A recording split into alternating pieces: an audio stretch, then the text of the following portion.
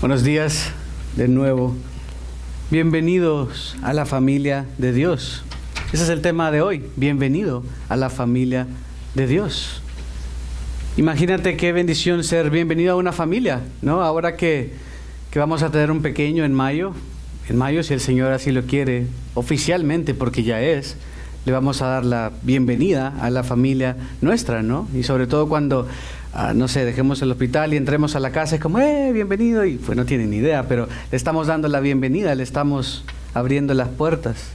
Y cuando alguien te abre las puertas de su casa, te sientes animado, te sientes bienvenido, te dan un abrazo y te dicen bienvenido y tú no conoces a nadie, es como, wow, qué bien se siente acá, ¿no? Creo que todos de alguna manera u otra hemos experimentado esto, y lo cierto es que los que están en Cristo, a los que le siguen, a los que le obedecen, a los que el Señor les ha hecho nuevas criaturas, Dios en Cristo nos ha dado la bienvenida a la familia de Dios. Y esto no es poca cosa. Tal vez un jugador de béisbol, digo el béisbol porque me gusta mucho, y tal vez estaba en un equipo chiquito, en un país chiquito, pero luego lo contratan los Dodgers, luego lo contratan los Yankees y le dan la bienvenida a este equipo y es como, wow, ahora me puedo poner este uniforme, ahora qué privilegio, qué emoción. Pues esto es lo que ha hecho Dios con nosotros, dándonos la bienvenida. Y Pablo ha venido construyendo el argumento, diciendo primero en el capítulo 2, estamos en Efesios 2, ahora lo vamos a terminar. Comienza diciendo en el 2:1, Él les dio vida a ustedes que estaban muertos. No es como, miren, Él les echó la mano. Él les dio una limosna. Él les dio un chequecito ahí solo para que los primeros años de su vida. Ni siquiera te está diciendo Él te dejó una herencia para ayudarte, Él te dejó una casa. No, es que tú estabas muerto y Él te dio vida. Y luego a partir del versículo 11 comenzamos a ver cómo había una enemistad natural, pero el Señor, solo el Señor, ha reconciliado, ha restaurado, ha dado la oportunidad para aquellos que realmente no la tenían. A los suyos vino y los suyos no le recibieron, pero a los que creen en su nombre les ha dado la potestad, el derecho de ser llamados hijos de Dios, dijo Juan. Qué privilegio más grande. Y hemos estado hablando desde el 11, voy a leer. Recuerden que en otro tiempo ustedes, los gentiles en la carne, que son llamados sin circuncisión por la tal llamada circuncisión, los judíos circuncidados llamaban despectivamente a los que no estaban circuncidados como incircuncisión. Pero esto quería decir algo muy malo, quería decir ustedes son, este extra carne que ustedes tienen, por así decir, es sucio, es impío, no tienen parte con nosotros. Pero en el versículo 14 dice, Él mismo es nuestra paz, de ambos pueblos hizo uno. Había un muro de separación, pero ahora no lo hay más. Ahora ya pueden entrar con libertad. No podían ser partícipes del culto en el templo y de todo lo que se hacía en el templo, porque solo podían los gentiles llegar al atrio, al patio de los gentiles. Y por más que quisieran entrar a los demás lugares de la casa, no eran de la familia de Dios. Pero el Señor botó ese muro, el Señor hizo la paz, el Señor reconcilió, poniendo fin a la enemistad en su carne, dice el versículo 15. La ley de los mandamientos expresados en ordenanzas. Y versículo 17, y vino y anunció paz a ustedes que estaban lejos, y paz a los que estaban cerca. Porque por medio de Cristo los unos, versículo 18, y los otros, tenemos nuestra entrada al Padre en un mismo espíritu.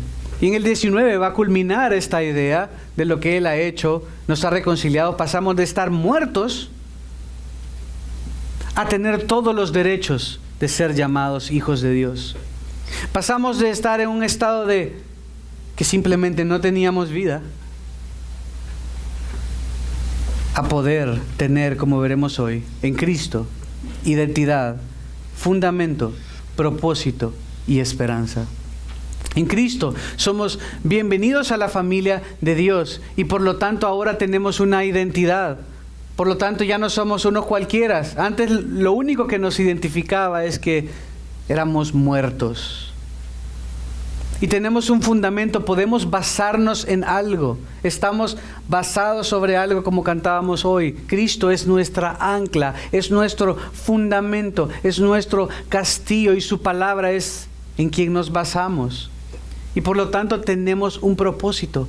No solo somos seres que estamos ahí puestos, esperando no morir antes de tiempo, tratando de llevarla lo más fácil que podamos, sino que realmente en esta tierra hay un propósito para ti. Si estás en Cristo, esto es. Si no, simplemente estás muerto. Irás a una eternidad sin Dios, en el lago de fuego. Y por último, en Cristo tenemos esperanza. No importa la tormenta que esté acechando, no importa todo lo que esté sucediendo, en Cristo verdaderamente tienes esperanza. ¿Por qué? Porque tienes propósito. ¿Por qué? Porque tienes un fundamento. ¿Por qué? Porque tienes identidad. Dios te ha reconocido a la familia de Él. Eres suyo. Por lo tanto, no te va a dejar. Tal vez algunos o muchos te han dejado en esta vida y ya no les pareciste, entonces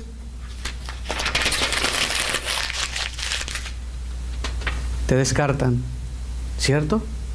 ¿No es así el mundo? ¿No es así la gente? ¿No son así los empleadores?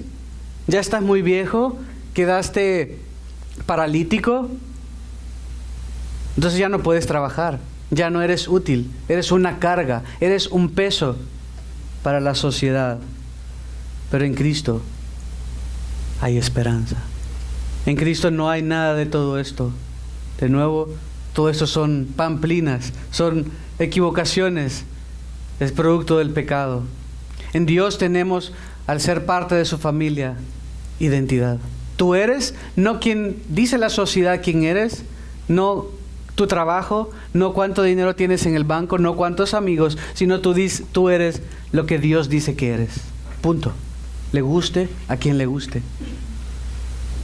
Tienes un fundamento, te basas en algo. No estamos hablando aquí de mariposas o de elefantes volando.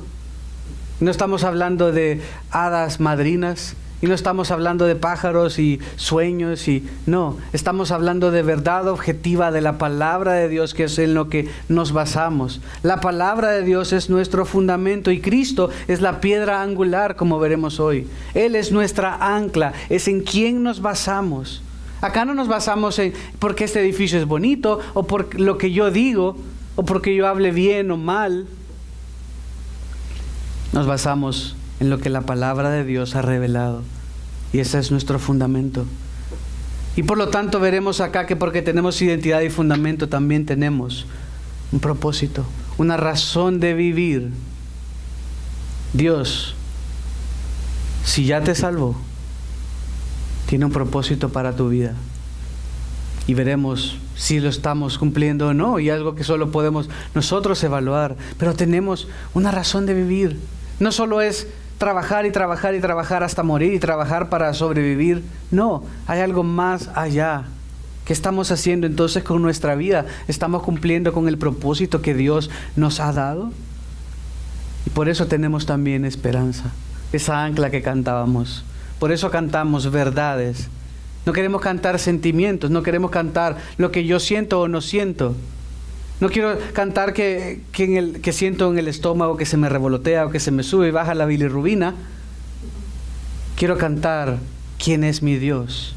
Quiero cantar el Evangelio. Quiero cantar la Biblia básicamente en forma de canción para constantemente recordar, para cuando se vaya la luz, para cuando esté en la casa, también recordar en forma de canción y adorar a Dios y recordar estas verdades que son esperanza.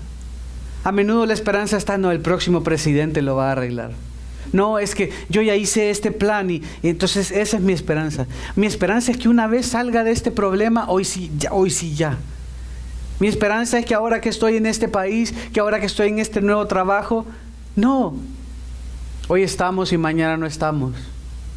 La vida es como neblina. La humanidad está un día, como dice Isaías 40, y al día siguiente como la hierba, como una flor. Ya no está. Pero en Cristo tenemos esperanza duradera. Así que vayamos al primer punto. En Cristo tenemos identidad, versículo 19. Lo voy a leer todo y luego regresamos al 19. Así pues, ustedes ya no son extraños ni extranjeros. La Reina Valera dice extranjeros y advenedizos, sino que son conciudadanos de los santos y son de la familia de Dios. ¿Quién lo dice esto? ¿Yo? Suena bonito y por eso lo digo. No, lo dice Dios. El que está en Cristo, el que se ha arrepentido de sus pecados, el que Dios lo ha salvado, ahora es familia de Dios. Están edificados, versículo 20, sobre el fundamento de los apóstoles y profetas, siendo Cristo Jesús mismo la piedra angular. Esto quiere decir que la piedra angular no es el Papa. Esto quiere decir que la piedra angular no es una iglesia, no es una persona, no es un pastor. La piedra angular, en la cual se basa todo, la que si no está el edificio se desmorona, es Cristo. En quien todo el edificio, versículo 21, bien ajustado, va creciendo para ser un templo santo en el Señor. En Cristo también ustedes son juntamente edificados para morada de Dios en el Espíritu. Está diciéndonos bendiciones que tenemos por ser parte de la familia de Dios. Así que veamos versículo 19. Comienza diciendo, así pues, ustedes ya no son extraños ni extranjeros. ¿Así pues qué? Es como que si yo venga a ustedes y le digo, Kenzie, hagamos así entonces. ¿Y Kenzie? ¿Así cómo? ¿No? Bueno, porque nosotros ya leímos lo anterior, pero se está basando en los versículos 14 al 18. Que Él es nuestra paz, que ya no hay dos pueblos, que hay uno, que siempre ha sido así, que el Señor ha establecido la paz, que nos ha reconciliado, nos ha hecho uno. Entonces Pablo está concluyendo el argumento. Con base en todo lo anterior dice, así pues. Por lo tanto, entonces, por eso que hemos hablado, ahí había judíos y gentiles. Acá vemos mexicanos, nicaragüenses, salvadoreños, peruanos y estadounidenses. Creo que ya no más, ¿cierto? Somos uno. Somos de la familia de Dios. Y dice, ustedes pues ya no son extraños ni extranjeros. Los judíos pensaban que los gentiles, todo aquel que no era judío era extraño, era alienígena, por así decirlo. No tiene cuenta y caso. No es para ellos esto. Por eso les decían, ustedes son de la incircuncisión. Ustedes no pertenecen acá. Ustedes son extraños. Les hacían sentir que eran extraños, que no pertenecían acá, o que eran extranjeros, que eran de otro lugar y no tenían lugar acá. Pero Pablo rompe el argumento de lo que estaba sucediendo ahí. Dice, no, momento, alto. El Señor ya rompió eso. El Señor es nuestra paz. El Señor nos reconcilió. El Señor botó ese muro divisorio. Aquí no hay extraños. Acá no hay extranjeros. Me encanta cómo acá es una probadita del cielo también. Si volvemos a ver acá todas las naciones diferentes, incluso hay acá unos que no hablan completamente el español, pero están acá y estamos juntos y nos gozamos. Porque el Señor nos tiene acá. Porque aunque no nos entendamos plenamente, sabemos que somos hermanos y que es el Señor el que nos une, más allá de las diferencias raciales o más allá de las diferencias incluso del lenguaje. El Señor nos tiene acá y somos uno. Y podemos convivir de los diferentes colores, sabores, tamaños. ¿Por qué? Porque nos une Cristo, que es la piedra del ángulo. Ustedes, dice, por lo tanto, ya no son. Esto quiere decir, antes parecía, ustedes no tenían cabida naturalmente como eran. Pero Dios no ha cambiado. Realmente Dios, ese no fue el plan. Lo vimos el domingo pasado, lo pueden escuchar. No es que Dios cambió de plan y dijo, no, pues ahora sí. Realmente no fue así, pero Israel lo tomó como algo de exclusividad solo para ellos. Sí, el Señor había llamado y había escogido a Israel, pero para ser un mediador de sus promesas, un mediador de su pacto. La idea era, sí, son mi pueblo, pero ¡pum!, vamos para afuera y que la gente venga y vea y quieran ser parte de ese Dios. Era inclusivo todo el tiempo. Quien lo hizo exclusivo fue Israel. Quien decía, no, ustedes no. No, tú no te vistes así, no, tú eres impío. El Señor mismo les mandaba a separarse de las naciones para que no se contaminaran. Igual se contaminaban, pero el punto no era que no se contaminaran, que no se junten con la chusma.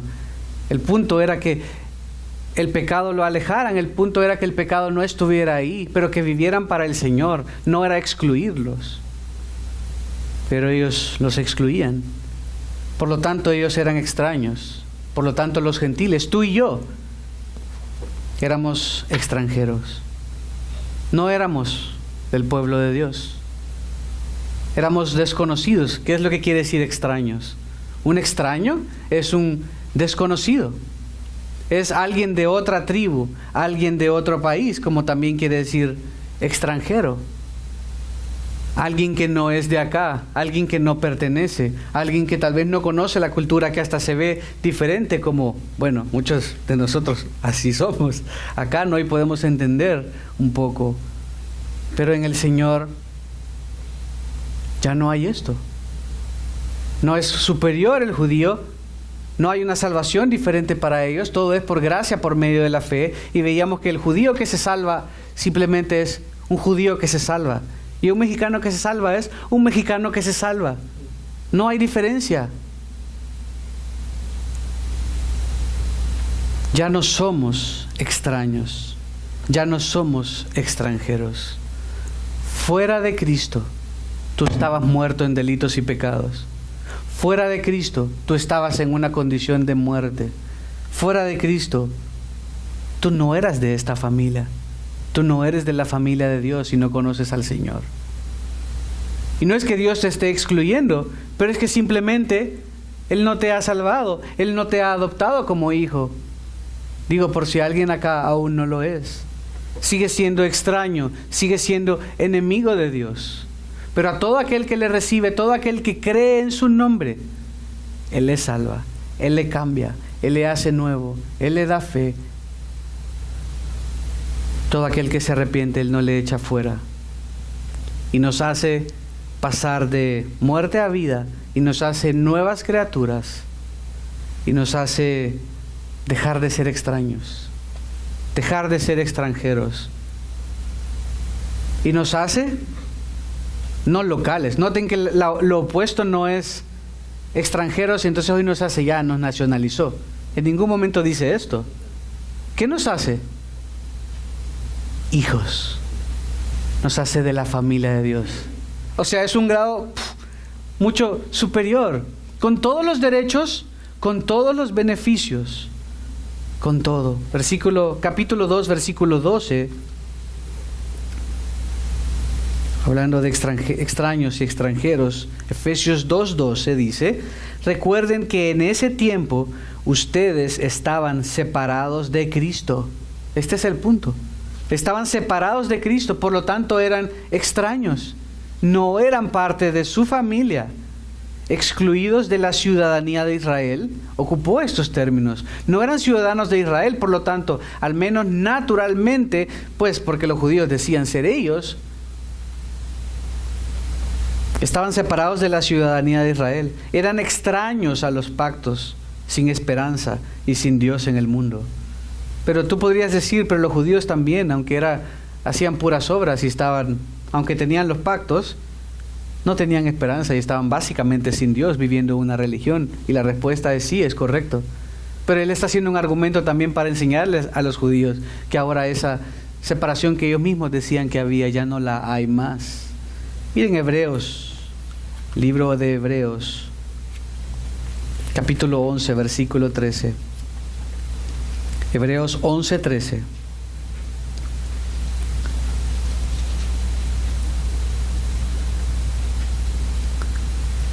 Hebreos 11, 13 dice: todos estos murieron en fe. Está hablando de los héroes de la fe, la galería de la fe, sin haber recibido las promesas, pero habiéndolas visto desde lejos y aceptado con gusto, confesando que eran extranjeros y peregrinos sobre la tierra. Ahora bien, esto es un poquito diferente de cómo lo menciona acá. Aunque éramos extraños a los pactos, extraños a las promesas, extraños a Dios mismo, ahora ya no somos extraños, somos de la familia de Dios. Sin embargo, en un sentido, somos extranjeros, somos peregrinos también en esta tierra, aún siendo de la familia de Dios. ¿Por qué? Justamente por lo mismo, porque somos de la familia de Dios, porque no somos de este mundo, estamos en este mundo, pero no somos de este mundo, pertenecemos a Él, solo para que no los confundan. Y Primera de Pedro 2:11, Primera de Pedro 2:11,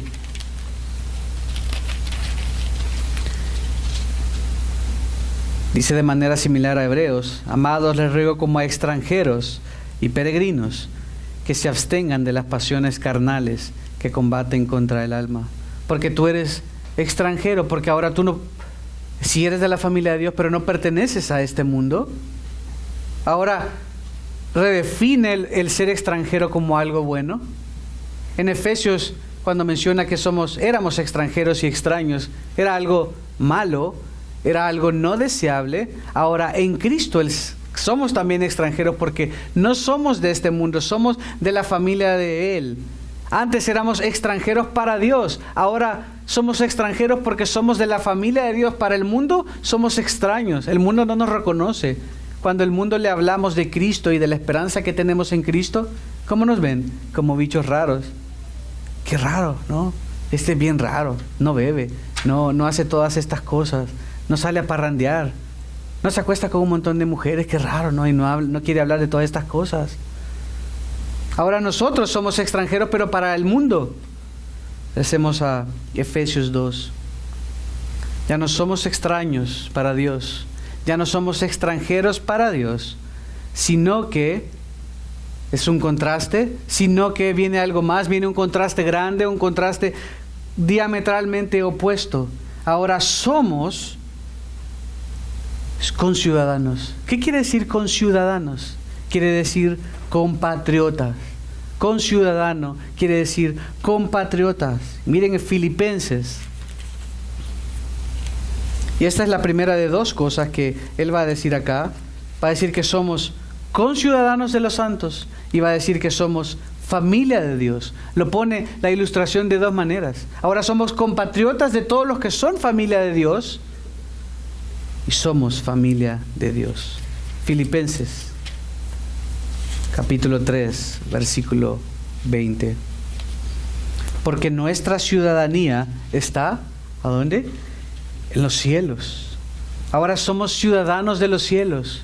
Ahora no pertenecemos a este mundo, de donde también ansiosamente esperamos a un Salvador, el Señor Jesucristo. Miren Hebreos 12 también. Hebreos 12.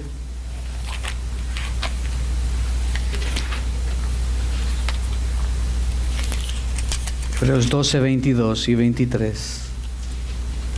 Ustedes en cambio se han acercado al monte Sión y a la ciudad del Dios vivo, la Jerusalén celestial, y a miríadas de ángeles, a la asamblea general e iglesia de los primogénitos que están inscritos en los cielos, y a Dios, el juez de todos, y a los espíritus de los justos, hechos ya perfectos. Ahora nos hemos acercado a esta nueva ciudadanía. Regresemos a Efesios. Ahora somos de Él, somos ciudadanos del cielo, pertenecemos a Dios.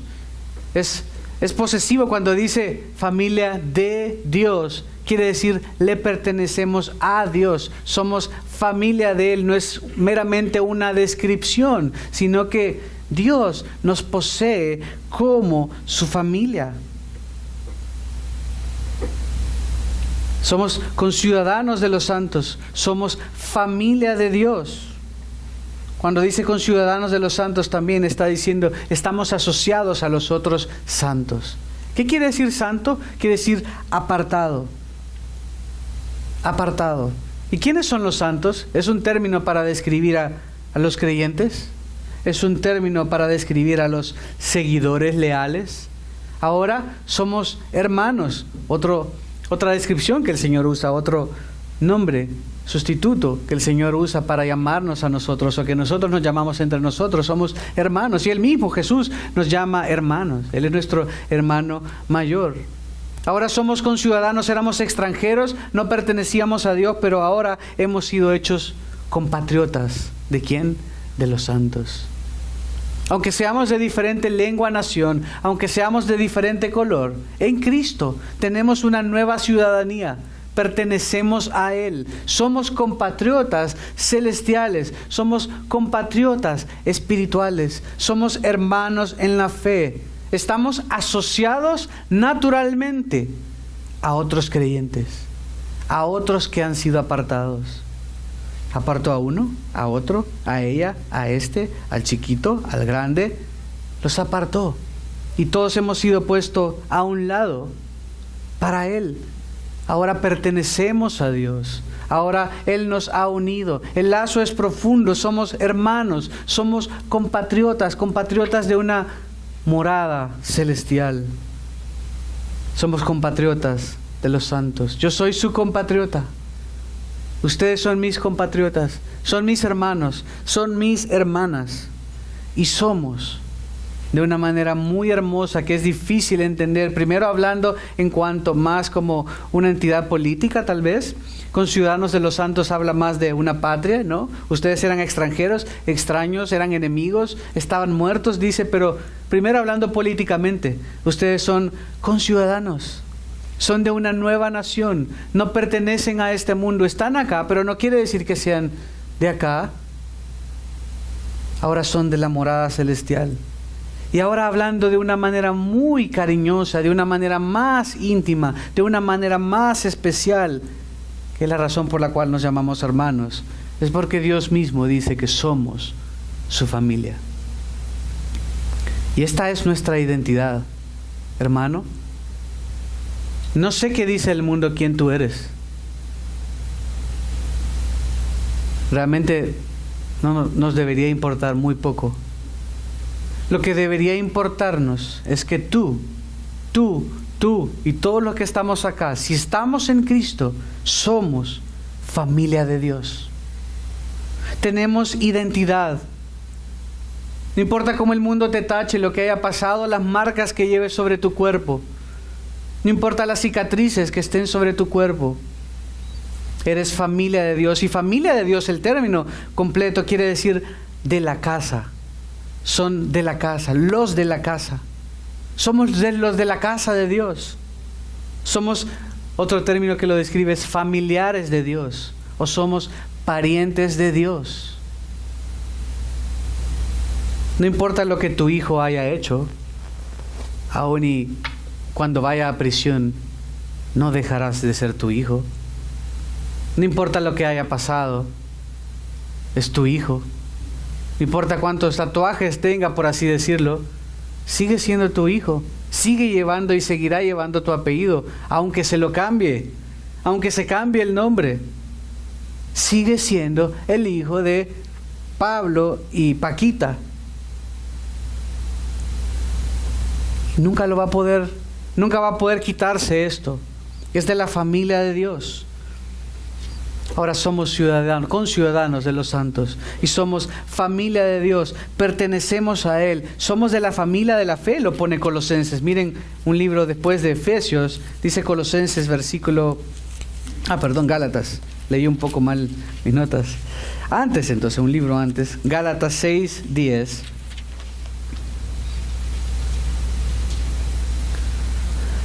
Así que entonces, hagamos bien a todos según tengamos oportunidad. Claro, es un principio que vemos en la Escritura. Yo no voy a tratar mal a voy a tratar bien a un hermano y en la calle voy a tratar mal a alguien que no es mi hermano, porque no es mi hermano, yo no lo tengo que tratar bien. Sí, dice acá, hagamos bien a todos según tengamos oportunidad. Sí, ese es el Evangelio. Tú no podrías tratar mal a alguien, no importa quién sea. Pero miren lo que dice, pero especialmente a quienes, a los de la familia de la fe. Deberíamos de ser aún más especiales con los de la familia de la fe. Deberíamos ser aún más cálidos, más cariñosos, más detallistas con los de la familia de la fe. ¿Saben por qué? Porque los que están afuera de esta familia de la fe no son nuestra familia verdaderamente. Antes eran nuestra familia, pero ahora somos ciudadanos de los cielos. Ahora pertenecemos a Dios, por lo tanto, deberíamos tratar aún mejor, siempre y cada vez, a los de la familia de la fe. Miren 1 Timoteo 5, 8. Estamos yendo por varios versículos, como lo ven. 1 Timoteo 5, 8.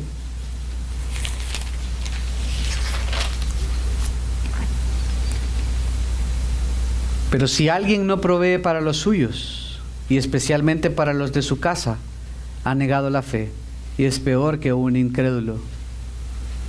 O sea que si un hombre no se rechaza verdaderamente proveer para su familia, y en un sentido abandona a su familia, pues dice, ha negado la fe, es peor que un incrédulo. Es importante la familia. El Señor quiere que nos cuidamos, y ahí está hablando obviamente de una familia física, terrenal. Pero el Señor quiere que de la misma manera nos cuidemos. Somos de la familia de la fe, somos de la familia de Dios, somos los de la casa de Dios, y esto es algo especial. Por lo tanto, tienes identidad, no importa lo que seas en el mundo, no importa tu profesión, no importa tu estudio, no importa más nada, simplemente que eres hijo de Dios, que eres hermano de nosotros. De nuevo, no porque nosotros seamos la gran cosa, sino porque Dios es la gran cosa, porque Dios envió a su Hijo para morir, para pagar en tu lugar, para incrustarte en su familia, para adoptarte con todos los derechos, con todos los beneficios, apellido y todo. Y ahora eres de Él y pertenecemos a Él. Esa es tu identidad. No te creas la mentira del mundo, no te creas la mentira del diablo, no te creas la mentira de todos aquellos que te quieran decir algo más. Tú eres de Dios y tienes identidad. Eres su familia. Y Dios no echa a nadie a su familia afuera. Número 2, en Cristo tenemos un fundamento también. Él es la base, Él es la piedra angular, va a decir Pablo, pero tenemos fundamento. Estamos basados en algo. Y recuerdan esa historia del hombre que construyó su casa sobre la arena y el hombre que construyó su casa sobre la roca. Vino las lluvias, vino la tempestad, y el que está en la arena no puede estar ahí. Es como que hay esas casas que se hunden de repente, que había un hoyo abajo, una tubería abajo, se rompe y cede y la casa se hunde. Es lo mismo, es casi como estar en la arena. Pero el que está en la roca, el que está anclado, como esos castillos que vemos en Europa, que están en una piedra, inaccesibles y ¡pum!, afianzados firmemente, no va a pasar nada, no se va a hundir. Y eso es tener un fundamento sólido. Comienza diciendo, versículo 20, están, ¿quiénes? Ustedes. Es decir, está hablando a los efesios, pero lógicamente es un principio que también aplica para nosotros.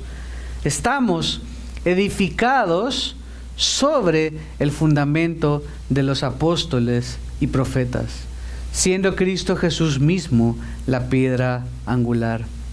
¿Y qué quiere decir edificados? Edificados, o hacer una edificación, quiere decir sencillamente siendo construidos. Estamos siendo construidos. No sé si han visto, uno puede comenzar a armar legos así de la nada, pero de repente hay unas tablitas que sirven para afianzar los legos. Unas tablitas así grises o verdes las he visto yo, o a veces hay unas mesitas donde los niños clavan los legos y comienzan a hacerlo, ¿no? Y de tal manera que si alguien se tropieza con la mesita, pues no va a botar el lego. Pero si tu hijo hace una torre alta simplemente en el piso, y pasa el perrito, un gato o un viento, la torre se cae. Estamos edificados, estamos construidos, estamos puestos sobre un fundamento. Esto no son emociones, no son verdades subjetivas, sino verdades objetivas. No es una corazonada, no es un revoloteo en el estómago, sino que es anclada en el fundamento de los apóstoles y profetas, y lo vamos a ver a continuación. Pero antes quiero que vayan conmigo a 1 Corintios. 1 Corintios 3, versículo 9. 1 Corintios 3, 9. Pablo lo pone acá en Corintios de manera muy gráfica, describiéndolo de otra manera. Porque nosotros, dice, somos colaboradores en la labor de Dios. Está hablando de Él. como apóstol, como pastor. Y ustedes son el campo de cultivo de Dios. Ustedes es donde Dios cultiva y donde Dios quiere sacar fruto. Pero miren, ¿cómo dice que es el campo de cultivo de Dios? El edificio de Dios, la edificación de Dios. Ustedes, está diciendo, no se hacen solos. El labrador es el Señor. Él es el que pone la semilla, es el que da fruto, el que hace crecer. Somos el edificio de Dios, el campo de cultivo. Me gusta esa frase. Pero ¿sobre qué estamos edificados entonces? Bueno, dice que es sobre el fundamento, y eso tiene que ver con la ubicación. Es sobre un fundamento. Para hacer una casa, la casa tal vez tiene tierra y hay que hacer un fundamento. Hay que excavar, hay que poner los cimientos, hay que poner las varillas y todo lo que se pone. Ustedes sabrán más que yo, pero hay que poner un fundamento lo más profundo que se pueda para que la casa aguante. En países como el mío, como El Salvador, o entiendo que en Japón también, porque hay muchos terremotos, les ponen ponen el fundamento y ponen como unas ruedas. Porque si solo pones el fundamento así, usualmente construido en cemento, cuando viene el terremoto, se quiebra, ¿no? Pero ponen unos rodos gigantes y de acero y de qué sé yo, para que el edificio se balancee cuando hay un terremoto y no se quiebre. Simplemente para decirles un poco de los diferentes tipos de fundamento que debe haber. Pero nosotros estamos edificados, construidos, no sobre la arena, no sobre un precipicio, no sobre el agua, sino sobre un fundamento. Habla de algo que es firme, habla de algo que es sólido. Miren 1 Corintios otra vez, capítulo 3, versículo 10. Estuvimos en el 3:9, pero en el 3:10. 1 Corintios 3:10.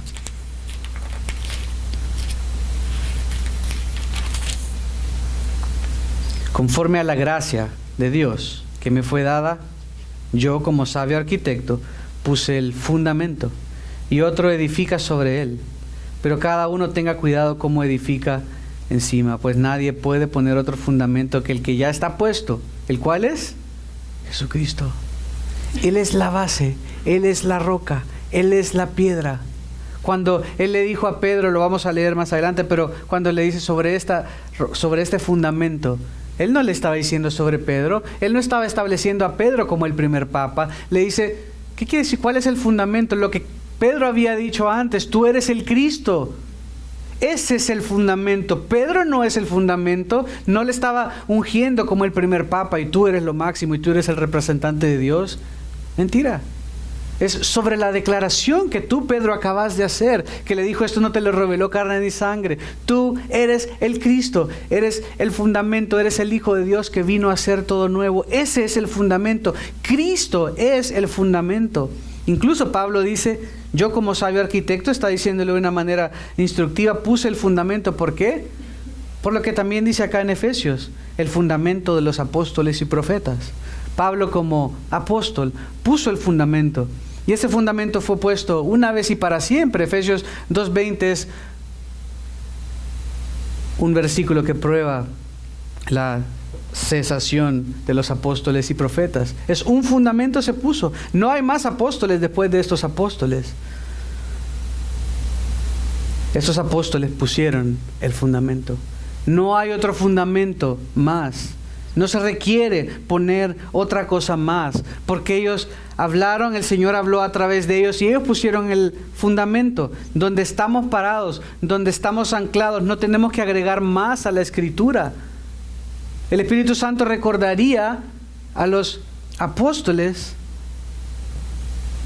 lo que Jesús había hablado y escribirían en la palabra todo lo que Él había dicho, y no hay necesidad de agregar más. El fundamento ya está puesto. No tengo que escuchar a Dios hablarme y decirme, sí, escoge aquel trabajo, sino que debo usar la sabiduría de Dios e interpretar con base en lo que ya tengo en la palabra para saber qué hacer, hacia dónde ir. No necesito escuchar más de Dios, Dios ya ha hablado. Ese es el fundamento. Cristo es el fundamento. Y esa delegación que les dio como apóstoles de hablar de parte de Dios, escribiendo de parte de Dios, con autoridad de parte de Dios, cesó con esos apóstoles. Estamos identificados sobre ese fundamento. En Apocalipsis 21, 14.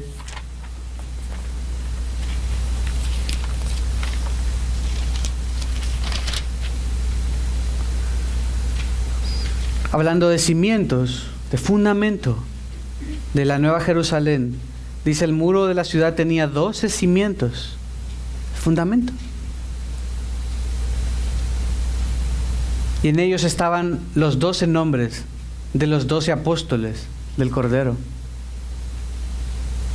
Por eso dice ese fundamento que fue puesto por los apóstoles y profetas. Sí, apóstoles solo en el Nuevo Testamento, pero en el Antiguo Testamento hubieron profetas, hombres que escribieron de parte de Dios, hombres que recibieron esta revelación de parte de Dios. No hay más revelación de este tipo hoy en día. Por eso en la Nueva Jerusalén se ven 12 cimientos con el nombre de los 12 apóstoles, porque fueron ellos los que pusieron el fundamento. No es necesario agregar más. Pero es que yo quiero que el Señor me hable, yo quiero escuchar la voz de Dios. Pues lee tu palabra.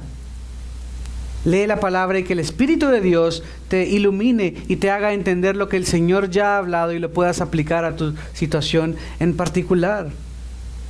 Estamos edificados sobre ese fundamento.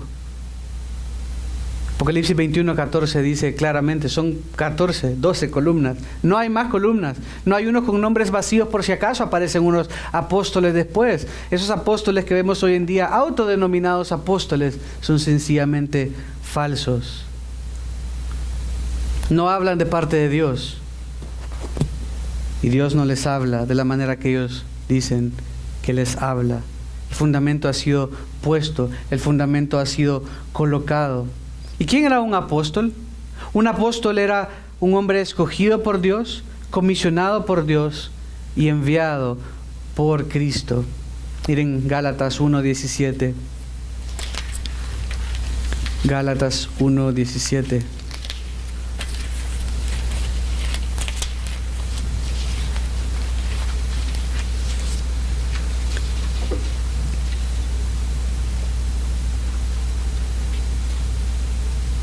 Desde el 15, pero cuando Dios, que me apartó desde el vientre de mi madre, dice Pablo, y me llamó por su gracia, tuvo a bien revelar a su Hijo en mí, para que yo lo anunciara entre los gentiles, no consulté enseguida con carne y sangre, ni subí a Jerusalén a los que eran apóstoles antes que yo, sino que fui a Arabia y regresé otra vez a Damasco. Estos eran los apóstoles, y Pablo mismo fue escogido por el Señor. Pablo fue el único que verdaderamente nunca caminó con Jesús, que era una de las características que tenían que tener los apóstoles, pero el Señor, evidentemente a Pablo, Él lo escogió de manera diferente, se le apareció de manera diferente, lo entrenó de manera diferente, y los apóstoles que estaban cuando Él después se presentan, los apóstoles validan que sí verdaderamente Pablo había sido llamado por Dios. ¿Habrán dudado? ¿Habrán desconfiado? El Señor le llamó de una manera diferente porque Él era el apóstol que se conocería como el apóstol de los gentiles. Primera de Corintios 15 también, un poquito más atrás. Primera de Corintios 15, versículos 7 y 8.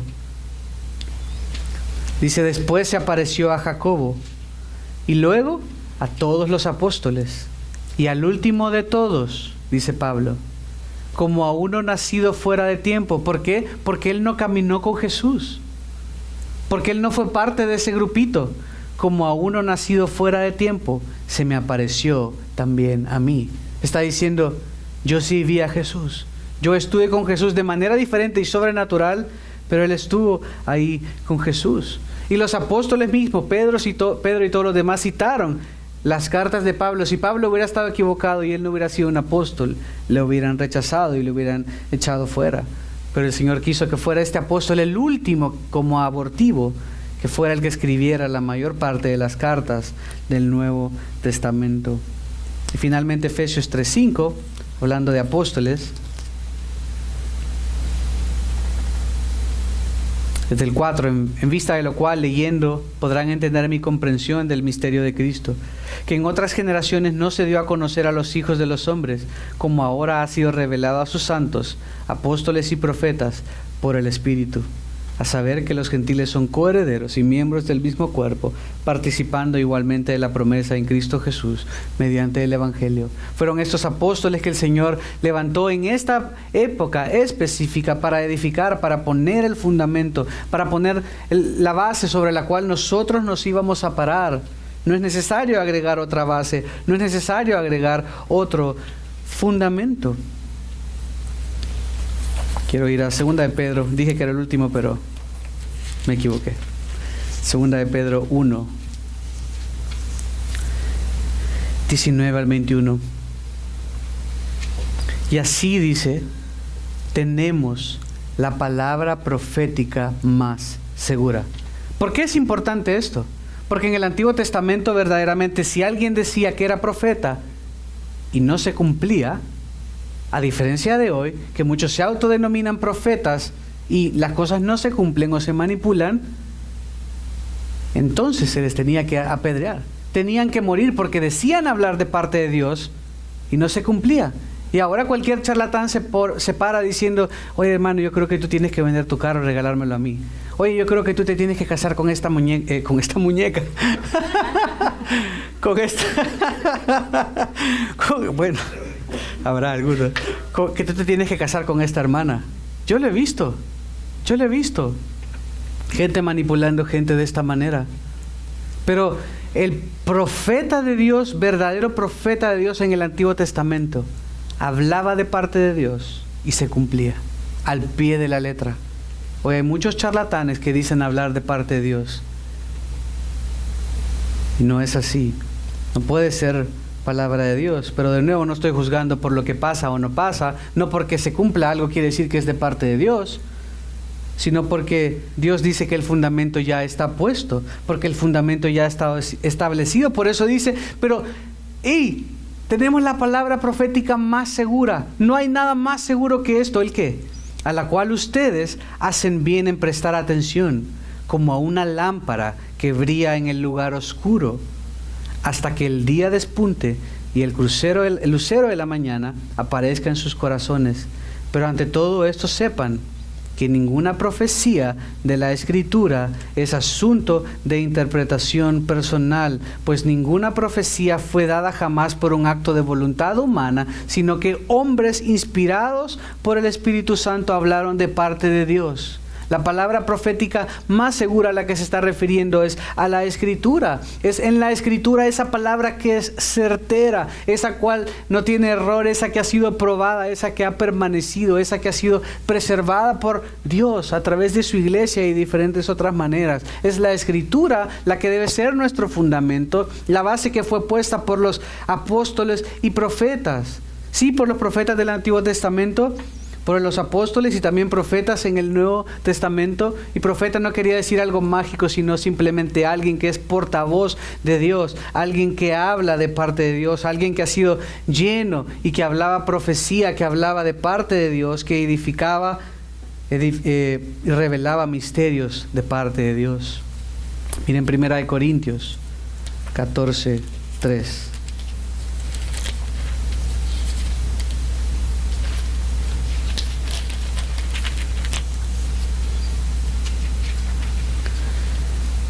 Esta fue típicamente, y era también en el Nuevo Testamento, a propósito de la profecía, pero el que profetiza habla a los hombres para edificación, para exhortación, para consolación. No para decirle que tienes que vender tu carro, no para decirle que tienes que casarte con esta persona, no para decirle que tienes que traer tus deudas ante el altar para que sean canceladas, no para decir tonterías de hombre, sino para edificar, exhortar y consolar. Y en la predicación, al proclamar la palabra, incluso cuando tú hablas el Evangelio, incluso cuando tú estás recordándole a un hermano la palabra de Dios, estás efectivamente hablando de parte de Dios. Estás recordando y estás edificando, estás exhortando, estás consolando. No es necesario. Este oficio ahora ya no está activo como lo estaba en la era del Nuevo Testamento. Fue para esa era en particular, fue necesario para poner el fundamento, pero ahora ya ha sido puesto. Pero en un sentido, Podemos y debemos. Y a través de la predicación y a través de la consejería y a través del animarnos los unos a los otros, seguimos haciendo esto. ¿Pero cómo? Con la palabra profética más segura, que es la palabra. Recordando, hermano, o sea, yo no le voy a decir, Armando, no te preocupes, todo va a salir bien, te vas a ganar la lotería. O sea, yo no puedo decir esto, pero sí le puedo decir, hermano, no temas, porque el Señor ha prometido estar contigo todos los días hasta el fin del mundo. El Señor ha prometido que no te va a poner una prueba más difícil de la que puedas soportar. ¿Qué estoy haciendo en ese momento?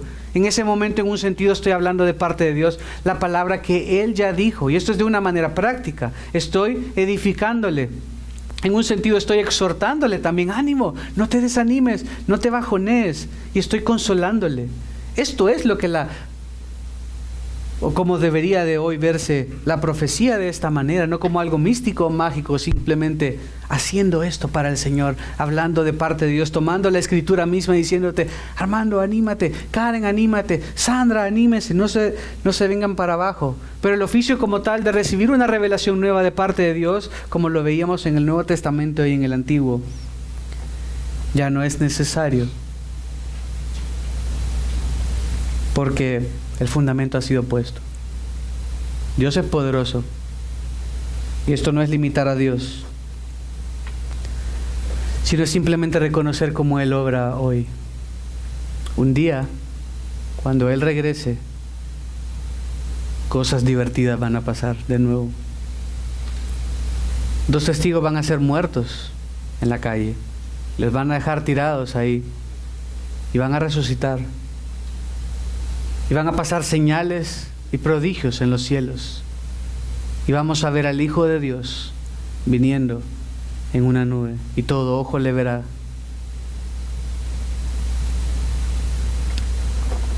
Termina diciendo, siendo Cristo Jesús mismo la piedra angular. Es la base de todo. Esa piedra angular, siempre dicen, estamos poniendo la primera piedra. Yo nunca lo he hecho, no sé ni cómo se ve la primera piedra, no sé en qué parte va, pero sé que es la piedra la que sostiene todo, la que si tú la botas, si tú la quitas, el edificio se viene para abajo. Y dice, Jesús es la piedra angular. Jesús es la base de todo esto. Y quiere decir, Él es la parte clave del edificio. Sin Él, todo esto se cae. Sin Él no hay paz. Sin Él no hay reconciliación. Sin Él no hay perdón de pecados. Sin Él no hay confianza. Sin Él no hay seguridad. Sin Él no hay amor. Él es la piedra angular. Mateo 16:18. Los apóstoles, por instrucción del Señor, los profetas, pusieron ese fundamento y lo tienes en tus manos ahora. Estamos basados en algo, no en ideas de hombre, no en filosofías de hombre. Mateo 16:18.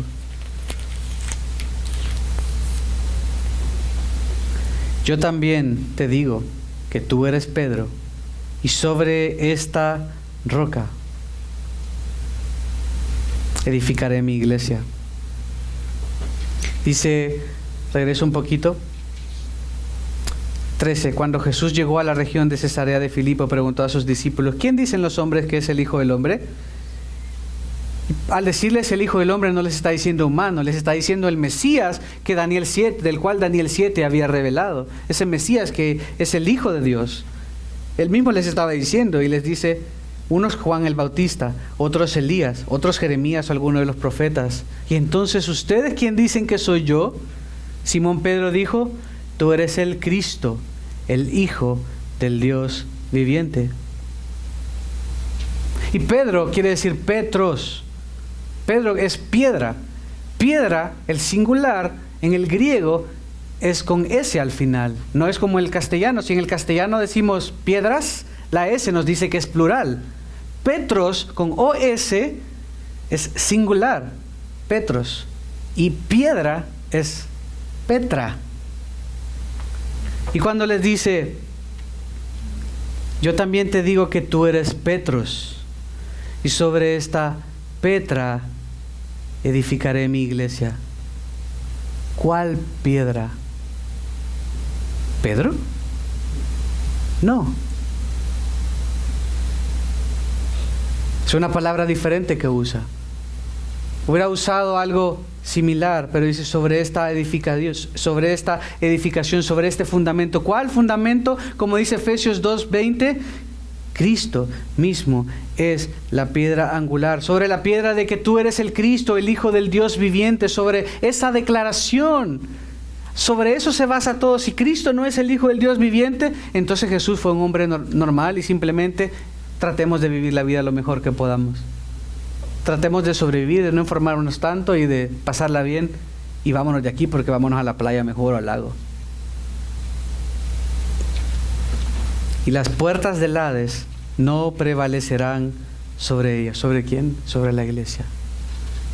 Sobre esta roca edificaré mi iglesia. ¿Sobre quién? ¿Sobre Pedro? No, sobre Cristo.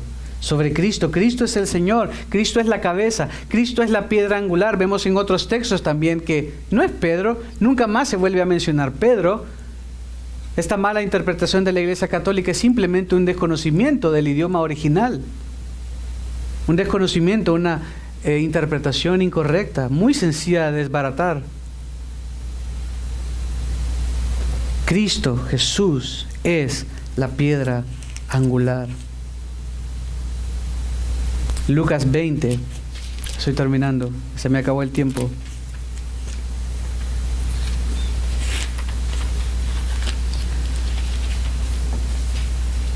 (20:17). Pero él mirándolos fijamente dijo entonces, ¿qué quiere decir esto que está escrito? La piedra que desecharon los constructores, ¿esa en piedra angular se ha convertido? Todo el que caiga sobre esa piedra será hecha pedazos, y sobre quien ella caiga la esparcirá como polvo. Eso es una cita del Salmo 118, versículo 22. Cristo es la piedra angular. Quisiera que termináramos cantando Cristo el ancla firme y fuerte.